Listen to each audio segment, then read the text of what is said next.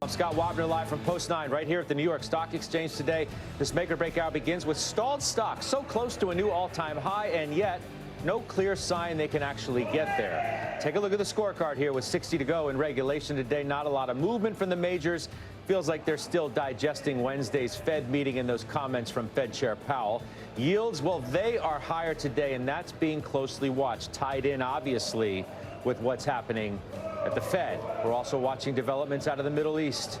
Definitely a defensive tone today. Utilities and staples, two of the better performing sectors as one might expect. As for individual standouts, Netflix, go figure, it's up again and getting a new street high price target of $1,600. CarMax is up sharply today on earnings. We'll follow that into the close. That's near 6%. It does take us to our talk of the tape. What can get stocks moving towards that new milestone? Let's ask Wharton School Professor of Finance, Jeremy Siegel. He is also Wisdom Tree Chief Economist. Professor, it's always good to see you. Welcome back. Thank you, Scott. Good to be here.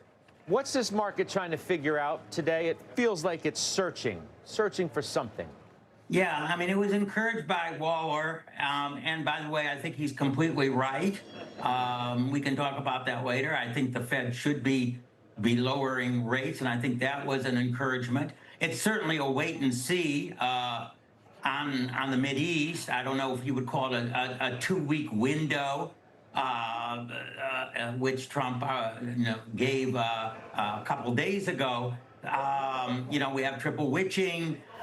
So there's a lot of cross currents, but I think the bullish tendency is there. There's more. I think, there could be bad things coming out of the Mideast, but there could be some very good things coming out of the Middle East. So I think that balance is certainly not negative. Well, let me ask you that. Let me interrupt you, and forgive me for doing that. Yeah. You say there could be some very good things. Yeah. Like what? I mean, I'm thinking about how the market's going to react. If we decide to get involved in the Middle East, if the president makes that decision, what do stocks do? Because I feel like now, when he put the 2-week time frame on the decision, yeah, are we stalled for the next 2 weeks and then we go up or down based on what he decides? Well, I think it also depends on, basically, will Iran come back to the negotiating table? Is there enough pressure now? I think Iran is in a weaker position now than it was 2 months ago. I think it's more likely they're going to come to the no guarantee, of course, Scott, that they will. But coming to the negotiating table in a weaker position would be a stronger position for the West and a more favorable position for the United States. So that's what I mean about the balance potentially being positive here. If we join in some sort of military action, is that a net negative, no doubt, for the stock market? Well, it's, partly, we're talking, of course, about Fordo and whether we're going to have the Buster bombers. That is what's talked about. Is that a one and done for the U.S.? And then what the Israelis try to take, control from there? I think we also have to know, what are the set of demands that Netanyahu and Trump are going to put forth to Iran? What do they have to do to stop the attack by Israel? And, I know that Trump called for, a complete total surrender. That's not going to happen. But clearly there are a set of conditions in mind. And if they're put forth and Iran says, given our position, maybe that's the best we can do. That's a net positive outcome. You mentioned at the top the Waller comments, which were made this morning to our own Steve Leisman, which essentially said, just look through the tariffs and the inflation that could be a one-time shock and get beyond that and cut rates in July. That Chair Powell said he expects a meaningful pickup in inflation, and we need to be prepared for that. So what's wrong with that? Like, why shouldn't they wait? Well, maybe Waller's wrong. Listen, Scott, a tariff is a tax. So when you put a tax on, you're going to raise prices. Is that an appropriate time to tighten monetary policy? No, absolutely not. I mean, for instance, suppose the United States decided to put a 10% consumption tax on and reduce the income tax, which many actually economists advocate, more like a value-added tax. That tax that you put on, you should not tighten policy when you put a tax on. You should only tighten policy when inflation is caused by excess demand. And I think what Waller is saying is that, the tariffs are not going to cause excess demand. If anything, they're going to cause a lessening of demand. Well, and what's tightening? They're not talking about tightening. Are you suggesting that by doing nothing, it's a de facto tightening? Yeah. I mean, because I think the other factors are going down on inflation. I think the trend is the tariffs is definitely down. If you look through the tariffs, we are very, very close. In fact, by some measures, we are actually at the 2% level. We're at the 4.2% level. We're at that goal. So why should we be, 200 basis points above the neutral rate? And that's basically, I think, what Waller is saying. We're way above the neutral rate. If you look through the tariff-caused inflation, we are extremely close to the target, and therefore we should be closer to the long-run target on Fed funds. Steve? Professor, let me throw you another argument at you from the other side that Powell sort of has said this several times, that it's the Fed's job to make sure there is no additional inflation that comes from the tariffs. And it does that by remaining tight and not loosening and keeping control of inflation expectations. In fact, former Fed Governor Kevin Warsh actually wrote an op-ed in the Wall Street Journal pretty much saying exactly this, that if there is inflation on the backside of the tariffs, it's not the president's fault, it's the Fed's fault, and that the Fed is the one with the responsibility to make sure that tariff inflation remains a one-time price increase and not let it bleed into other parts of either inflation expectations or the broader inflation indices. Well, it's certainly true, and he's worried about it going into long-term inflationary indices, but he admits it isn't there yet. Long-term inflationary expectations have barely moved. Once you get beyond the bump of the tariffs, you don't see a movement. And by the way, again, this waiting until a big slowdown smacks you in the face. I mean, Powell himself has said, the long and variable lag to monetary policy, if we really wait until the unemployment rate goes up, which is a coincident and maybe lagging indicator, that's going to be too late. So, my feeling is look at the fundamentals. The rentals are going down, home prices are going down. That's 40% of core inflation is on a downward trend at the present time. So tariffs were there. It's going to be a one-time bump. Right now, my feeling is don't be 200 basis points above neutral. All right. Professor, you've given me stuff to Professor, you've given me stuff to give to Mary Daly at 4 o'clock. Yeah, who I'm going to be talking to, and I've just written down all of your arguments. I'm going to throw right at her. All right, good stuff, Steve. You go prepare for that. We'll look forward to it. Again, a 4 o'clock exclusive interview today in overtime with the San Francisco Fed President, Mary Daly. Steve, thanks. Professor, you stay. Let's now bring in Fundstrat's Head of Research and Fundstrat Capital CIO, Tom Lee, along with Wells Fargo's Head of Equity Strategy, Chris Harvey. Tom's a CNBC contributor. You also make the argument that all this concern over inflation related to tariffs is too aggressive and overdone. That's right. So what you hear is, here's what should be happening. Prices should be going higher. You hear that from economists. You hear that from the Fed. You hear that there's a lag. What we look at is what's actually happening. And what companies are saying is, we see tariffs. We're going to mitigate them to the best of our ability, and they are. Right? If you look at Costco, what is Costco saying? We're not going to raise prices on a lot of that day-to-day stuff. We'll raise it on discretionary. We'll keep the basket under control, and we're really not going to push along inflation. And that's what's happening. So this whole belief that we're going to see this inflation shock, I don't think it's really well-founded. If you're looking at the data, if you look at what companies are doing right here, right now, and what you expect them to do, inflation's not going to be a problem. I think, Tom, you agree with that, don't you?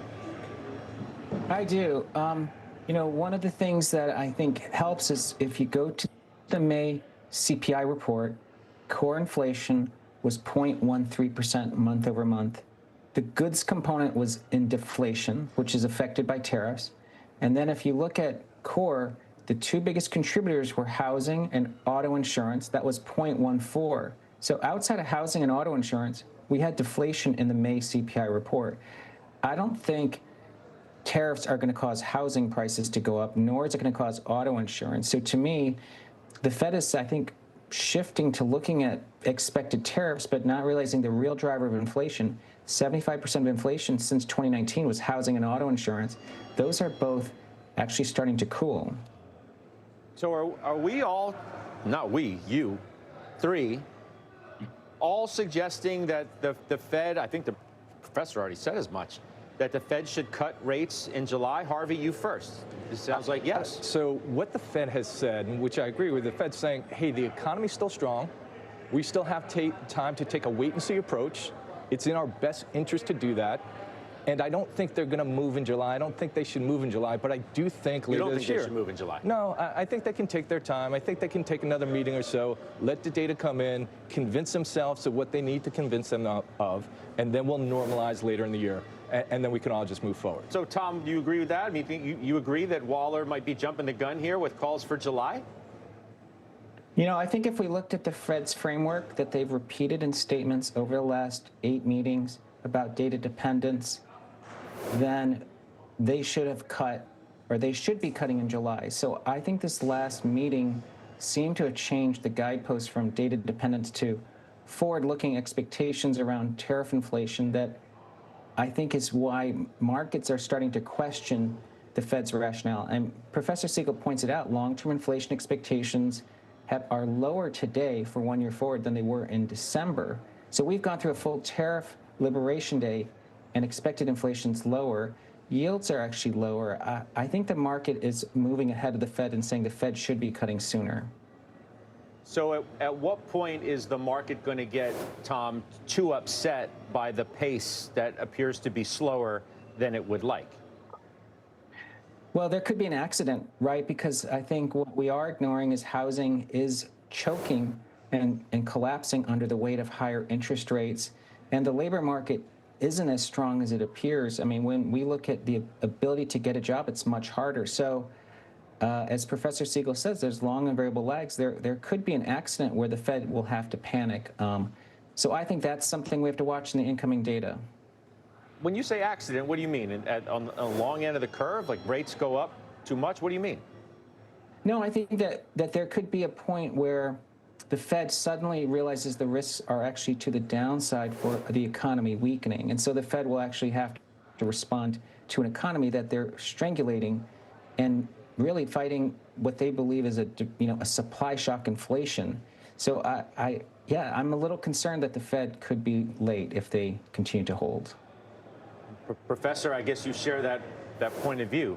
I would also ask you about, rates moving the way they are post-Powell. Is there a level in your mind that the stock market just doesn't want to handle? Is it 5% on the 30-year? Where are we now? 492, 3 in that ballpark? The 10-year's not that far away from 4.5 again? Yeah, 10 years has been range bound. I like to say that the Waller position is a minority position on the Fed, but I'm glad that he was first out of the box to make that position. I think there will be a growing group of advocates on the FOMC for his position over time as they see that outside of the tariffs, and by the way, there is a lot of mitigation on the tariffs. I believe that a lot of firms could accelerate AI to offset a lot of the costs that tariffs are going to impose, and I think that the market thinks so also. I still will be a bump on that tariffs, but it won't be as bad, certainly, as inflationary expectations from the public is in the short run, and perhaps even from the Fed. And then when they look at the slowdown that the economy is likely to undertake because of being so high above the neutral rate, I think they will act. But I agree with Tom. They were real late on the upside. In 2021, 2022, they may be late on the downside. I don't think it's seriously late as they were on that downside. I'm glad Waller is putting in their ear, be on the lookout here. Yeah. So given all that, I mean, it just adds to the uncertainty, the Fed's roadmap and the Middle East, you throw that into the mix too. We're not really sure what's going to happen there. What's your best idea now in light of all that? Best idea is still AI. AI has run, but it's still, if you're looking 12, 24, 36 months out, it's still that AI trade. This is not like the late 90s. The player's not like the late 90s. The opportunity's not like the late 90s. This has legs. The AI diffusion, the Mitigation of AI Diffusion Act has given it legs, and we will continue to see AI. That is the U.S. secular robust trade. That is the trade that you need to be in if you're not in already. Tom, you guys sound like you're sharing research. Yeah. I mean, I broadly agree. I might add that I think interest-sensitive groups are going to benefit because they're going to start to look forward and realize the Fed, if they are a little slower this year, they're going to be more dovish next year. That's good for financials. You know, it is good for the industrials, really good for Bitcoin and small caps as well. Professor, when you look at the tech trade, do you feel like the stocks are overvalued, or do you believe Harvey, which says, no, they're giving you every reason and they keep telling you and proving to you, including in the most recent earnings season, exactly why money should still go to those stocks? Well, AI is very important, and certainly those companies, I think, will continue to prosper. But let's not forget about the AI users. And I think it's in the infancy of use to cut costs by regular firms that are not in technology. And I think in some ways tariffs might be one of the things that pushes them to more intensively use AI to cut costs. We saw during the pandemic, all of a sudden, people use Zooms. They saw, well, I don't have to have a business meeting, in Chicago or someplace around the world. We could use other technologies. That did cut costs at that time. And so the users could benefit in the future as much as the producers in the AI technology space. So, I'm very optimistic about firms implementing AI to cut costs, maintain margins, or even maybe expand them despite the tariffs. Are we going to be okay, Chris, this next earnings season? We were better than expected in the last one. Right. And I don't know what's going to be in the next one, but what about this one that's coming up after the second quarter earnings? I think so. Everything we're seeing from the consumer is still okay. You're seeing some weakness, but not a ton. CapEx still really strong. The shock from April really hasn't affected things all that much. I think if you have that weakness, but we get some progress on trade and tariff, people will look through it. But if you're asking the question, are numbers going to be solid? Numbers will be solid. Yeah. Tom, you agree with that? I do. I mean, I think companies have proven many times over the last 5 years that they are incredibly resilient and adaptive. This is really the fifth shock that they've absorbed. I do think one of the consequences of sort of surviving COVID and fastest hikes in history and now this tariff shock is that investors are going to start to assign higher multiples to the companies that are succeeding. So I do think PE expansion is a theme we should think about the next 12 months. All right, we'll leave it there, everybody. Good weekend to all. Professor, thank you as usual. And Tom and Chris, we'll see you again soon. Okay. Hey, guys, this is George with Blue Cloud Trading.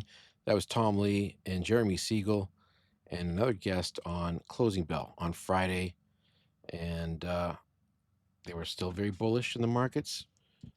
We saw what happened over the weekend. I'm curious to know how they feel about the markets going into the near future after the attacks on Iran.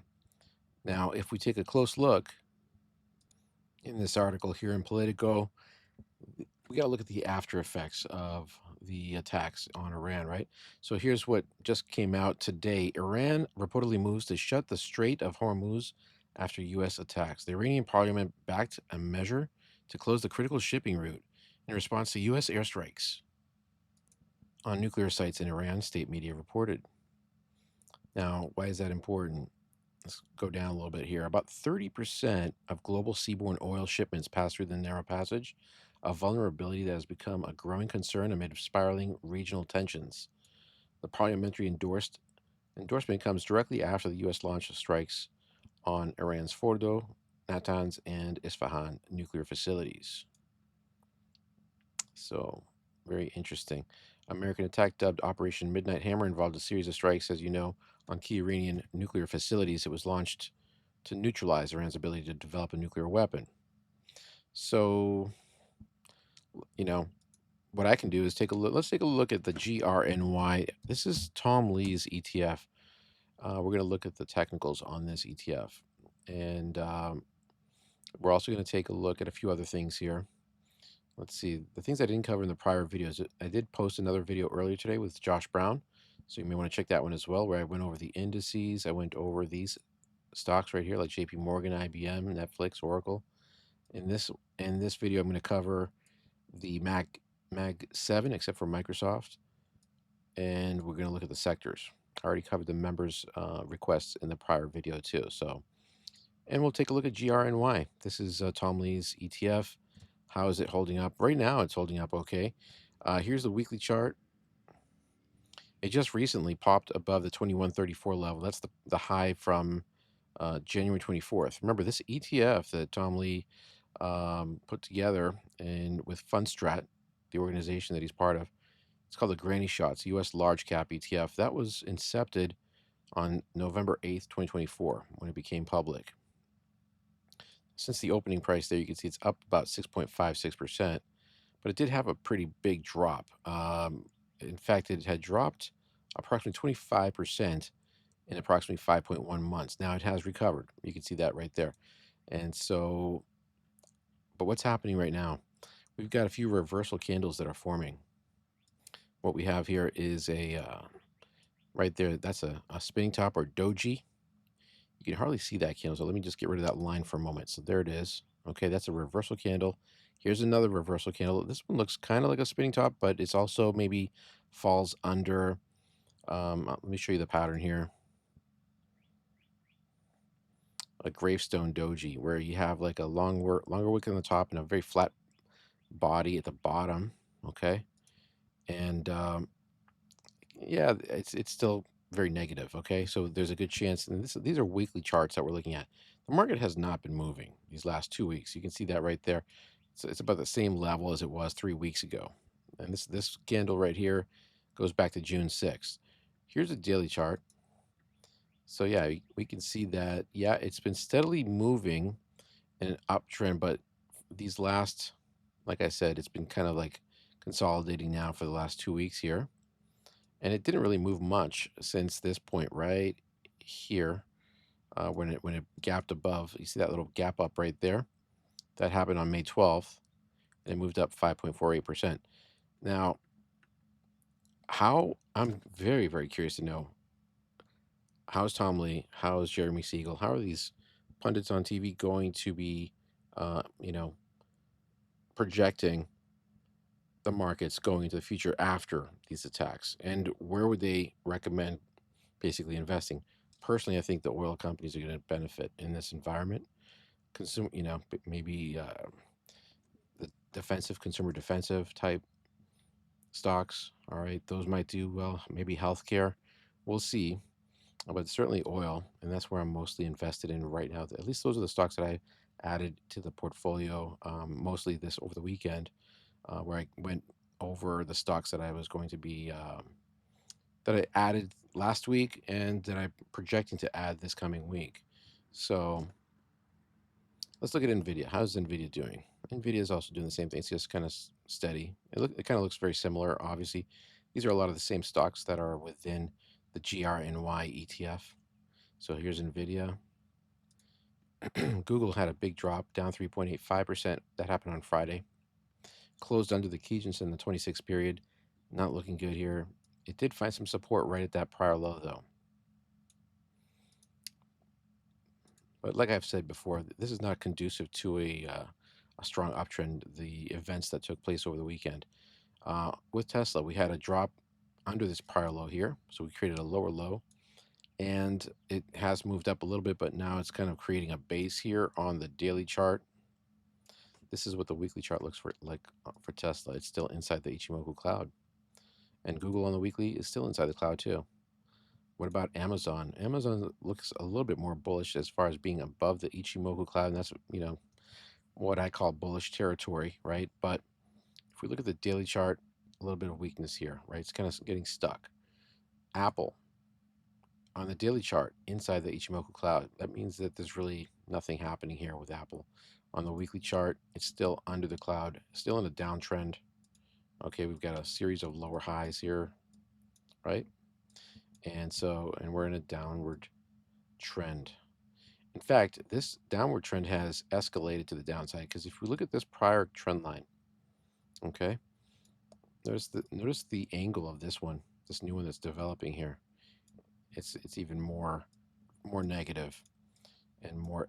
You can see the ADX there is moving steadily up as price has been moving down. Not good. That means momentum is increasing to the downside. What about Meta? Meta on the weekly chart, just stagnant these last few weeks, 3 weeks or so, at around the same level. You can see right there, the high there was 702, and now we're at 682 with Meta.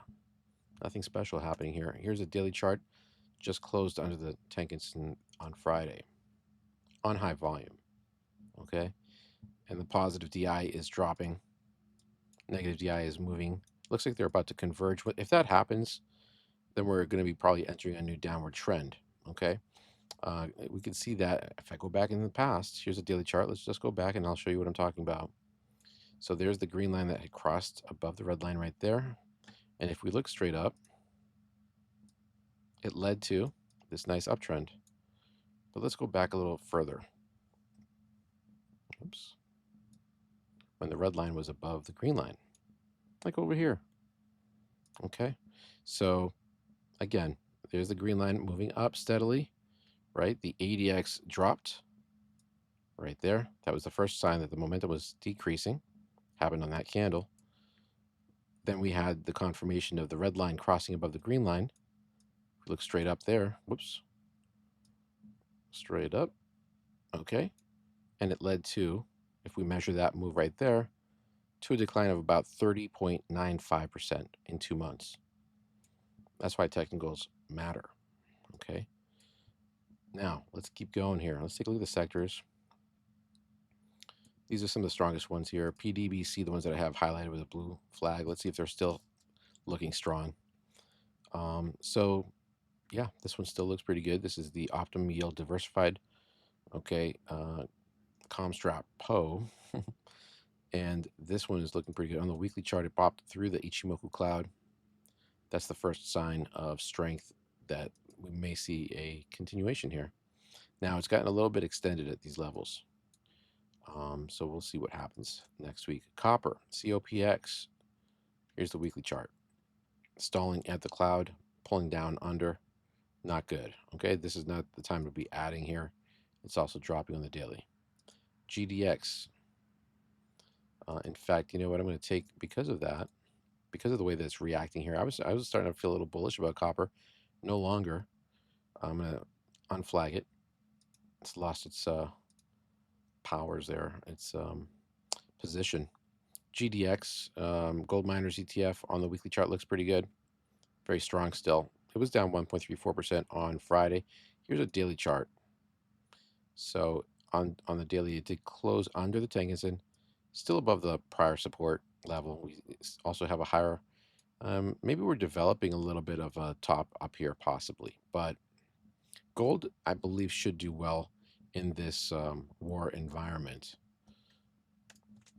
In industrials, XLI, just kind of stalling here above the 141.93 on the daily. On the weekly chart, same thing, nothing special. XLK technology, you can see the 2 reversal candles here, right? 2 weeks in a row. And here's a daily chart, just kind of price is kind of stalling. Nothing happening. Bitcoin, ooh, big drop for Bitcoin on Friday. You can see the gap down there. Interestingly, though, it did develop a bullish candle, so we might see a bounce, but I don't know. I certainly wouldn't trust that because it also broke through. It broke right through that low. Do you see this prior low right here? And it stalled right there. So that's interesting. The ADX is also moving up while the negative DI is above the positive, so that's also bearish. So Bitcoin right now looking not so strong. And here's another interesting thing to pay attention to is how that we had a lower high here on the daily from the prior high. So we have a decline right there. We also broke this low. So that's called a descending triangle pattern right there, that right there. And when price breaks under the low, that's very bearish. We might find some support at the 200 though. That's about 6% away. That's the dotted yellow line right there. 200-day simple moving average. XLC, communication services, dropped. Found support at the Kijunsen, down 0.61% on the daily. Here's the weekly. Nothing special. Utility, same thing, just kind of stalling here. Markets are just in a hold position. And I'm concerned about Monday. We might see a big gap down. It's very possible after, the news event that occurred over the weekend. With the IBIT, Bitcoin, this might also break through a descending triangle pattern. Here's the low, and here's so there's the triangle with the flat support level right there. Now, if it breaks under that level, I think this could also drop a bit. What else? SMH, semiconductors, they look actually pretty strong still. And I like the angle. It's about a 45-degree angle. Those are healthy angles, right? Notice how it's holding above that trend line there. That's the daily chart. What happens tomorrow? Who knows? Here's a weekly. Stalling right there at this prior high. So that's concerning on the weekly. And GLD is the gold trust. This one on the weekly chart is kind of stalling here. You can see that. It's actually kind of building a little bit of an ascending triangle though. I kind of like this one a little more. See that right there? So unlike the descending triangle, this ascending triangle is more bullish. Let me show you guys the pattern. So right here, this is the ascending triangle right here. Oops. Okay, flat top and it's angled up. The descending is the negative version of that, where it's down. There's a downsloping trend line and a flat bottom part. That's bearish. The other one is bullish. Okay, and that's what I'm seeing here. With I'm seeing a bullish ascending triangle with gold. And if you've traded long enough, and I've been trading over 25 years, if you trade long enough, you don't even need to draw the trend lines. You can see them. You can see you can see the pattern. I just see it, and I'm like, okay. If it breaks above this high here, it's going to be a nice buy signal, and it's very possible tomorrow. I'll be watching it. And yeah, guys, if you like this video, don't forget to hit the like and subscribe button. And if you want to get access to the members only videos that I produce, let me show you how you can do that. Come to my page here, Blue Cloud Trading. Scroll down. You'll see the member only videos. I posted one 20 hours ago. It's a 58-minute video. I go over my entire portfolio, all the trades that I placed throughout the week. I go into. I also give 20 new stock ideas for the upcoming week. Most of those ideas were in the oil companies this weekend, so they look strong on both the weekly and daily charts. That's important for me. And then basically, what else? How do you access these videos? Very simply, you just click on the subscribe plus button. So to subscribe is free to the channel, and then I pop up in your subscriptions. But if you hit on the plus, if you press the button again, it will give you the option for membership, and this is paid. So basically, in order for it to take place, though, you still have to select one of these three options. So Blue Cloud Supporter, you're supporting the channel. You click the join button there. Blue Cloud Trader. Okay, under this level, you'll be able to access those member-only videos that I do each weekend. All right, and under Blue Cloud Legend, which is the third tier, you'll basically get the exclusive member-only videos each weekend, but you'll also get daily trade updates. They're not posted under the community tab. They're posted under a tab called membership. So right now you can see this is what it looks like prior to becoming a member, right? You'll see these tabs at the top. Once you do become a member, it's going to show up one more tab, membership. And you click on that, and that's where you can access the posts for the trades that I place. All right, that's going to do it. And you can also click the join button down here. See how it says members right here? Click the join button from there. That will also bring you into it. Thanks for watching, guys. Hope you all do well tomorrow with your trading. I will catch you all in the next video.